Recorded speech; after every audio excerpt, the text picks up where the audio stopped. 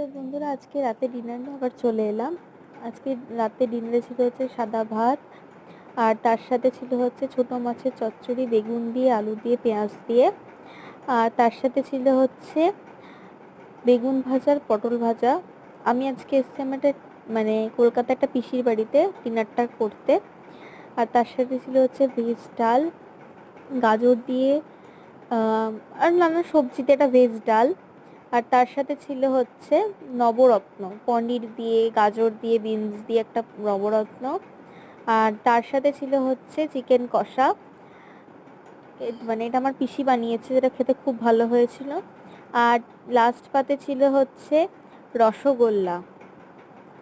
কলকাতার রসগোল্লা খুব ফেমাস, তোমাদের কাদের ভালো লাগে আমাকে জানাও। আর লাস্টে ছিল ice cream. Like, comment, share and subscribe our channel. নতুন ভিডিও নিয়ে আবার দেখা হবে তোমাদের সাথে।